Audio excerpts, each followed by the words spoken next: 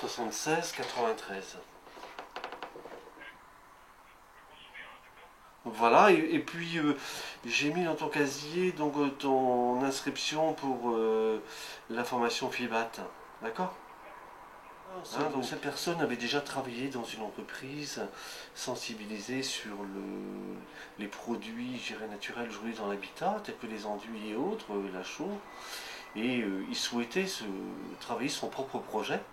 Donc il nous a contactés et très vite, quelque part, des liens se sont mis en place. Il sentait qu'il pouvait être accompagné ici sur des dimensions gestionnaires qu'il n'avait pas. Et c'est quelque chose souvent leur grande difficulté hein, pour ceux qui souhaitent se mettre à leur compte dans le bâtiment. Donc être accompagné ces dimensions-là, être accompagné aussi dans la réalisation de devis, dans la notion de débourser sec, comprendre un peu ce que peut coûter un chantier à un moment donné et comment le traduire après en devis et facturation. Et travailler aussi du coup avec des partenaires comme des fournisseurs aujourd'hui sur des produits le plus simple possible pour l'habitat.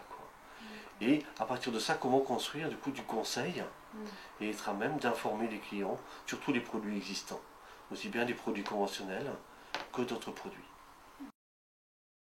Deux personnes qui œuvraient déjà dans l'habitat et surtout sur la réflexion donc, du patrimoine et le respect des matériaux pour l'habitat. Donc ont décidé à un moment donné de venir nous rencontrer pour mettre en œuvre leur projet, pour pouvoir le développer. Et ont trouvé au sein d'Élan Bâtisseurs la dimension accompagnement, sur tout ce qui est la partie gestion administrative, qu'ils ne connaissaient pas trop. On vient tous les deux de l'autoconstruction et on s'était aperçu que travailler tout seul c'était un peu dur. Et en cherchant comment monter une structure et surtout pour pouvoir encaisser notre premier chèque d'acompte, on a cherché une banque, on s'est tourné vers, je sais plus, la Nef. Et comme on n'avait pas de statut d'entreprise, ils ne pouvaient pas nous ouvrir de compte professionnel et ils nous ont conseillé d'aller voir, de chercher un statut et nous tourner vers Élan Bâtisseurs. On est allé à une réunion d'information et ça nous a bien plu, l'idée nous a bien plu et du coup on est rentré comme ça chez Élan. Et le chantier actuel, c'est une isolation de grenier en comble perdu. Donc sur le sol Pour du les parties grenier. les plus anciennes, environ 300 ans. Wow. Elle figure déjà en grande partie, enfin presque la totalité de la maison sur le cadastre napoléonien. Et puis nous l'avons achetée, elle avait été restaurée pendant 7 ans par un couple de personnes qui voulaient également la garder vraiment dans son jus. Et donc ils ont utilisé du bois, de la terre cuite, de la chaux, du sable. Donc les mots interdits ici, c'est laine de verre, parpaing, ciment. Ouais. Et nous utilisons donc du bois, de la chaux, du sable, de la ouate, du chanvre. Alors déjà pour des questions de santé, parce que c'est quand même moins nocif pour la santé, pour des questions d'environnement, pour la pollution que ces matériaux donc plus écologiques ne génèrent pas, et pour également des questions de mise en œuvre. Je ne sais pas si tout le monde a déjà posé de la laine de verre ou utilisé du ciment. Ce que je voudrais, c'est retrouver les méthodes anciennes et surtout redonner à cette maison le cachet qu'elle avait lors de sa construction. Donc on met 25 cm de fibre de bois en 3 couches croisées avec un frein vapeur au sol et puis on rajoute un géotextile dessus pour pouvoir vérifier plus facilement qu'il n'y ait pas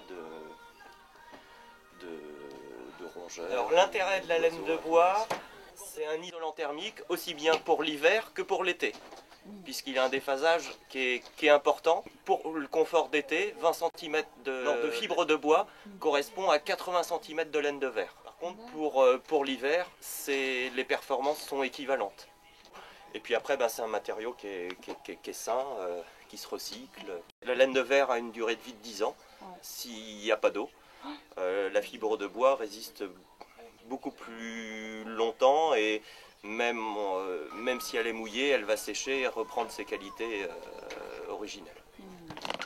Ah ouais, puis on y est très très bien. Enfin, c'est du simple coup de fil pour savoir comment ça va au conseil technique, tant en termes de technicité du bâtiment qu'un accompagnement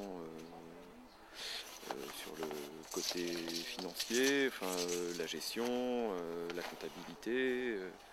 Aujourd'hui, leur marché se développe d'une manière intéressante et les clients sont de plus en plus réceptifs. Ce sont des personnes qui prennent le temps de conseiller le client, ce qui est vraiment très très agréable, qui ont une bonne connaissance des sujets aujourd'hui, qui se sont formés aussi à partir du label Éco-Artisan et qui aujourd'hui donc ont une philosophie et un souhait de développer l'éco-construction dans l'habitat.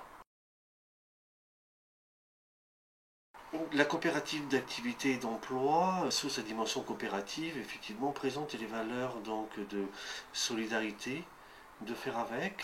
Les coopératives d'activité et d'emploi ont pour finalité de construire des parcours sereins pour des personnes qui ont un projet de création d'entreprise dans les métiers du bâtiment.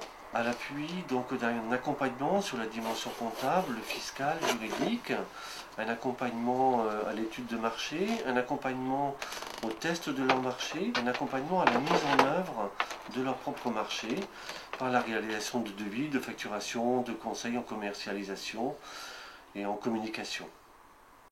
Au sein aussi de cette coopérative, elles ont la possibilité de travailler en réseau avec d'autres partenaires, avec d'autres entrepreneurs qui œuvrent comme eux sur d'autres logiques de métier.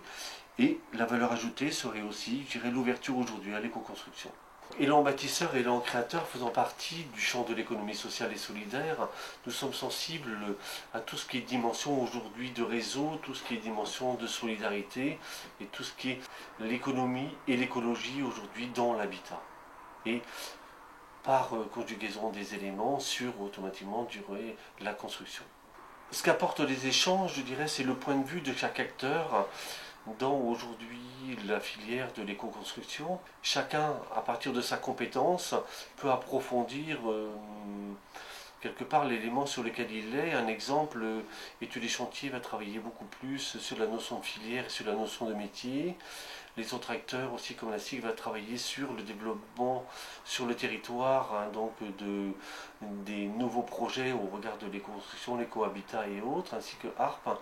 Et nous, par ensemble de ces systèmes, nous avons la possibilité du coup d'inscrire ces éléments-là dans la construction et dans l'habitat pour arriver aujourd'hui à la mise en œuvre de l'éco-construction, donc avec tous ces procédés-là.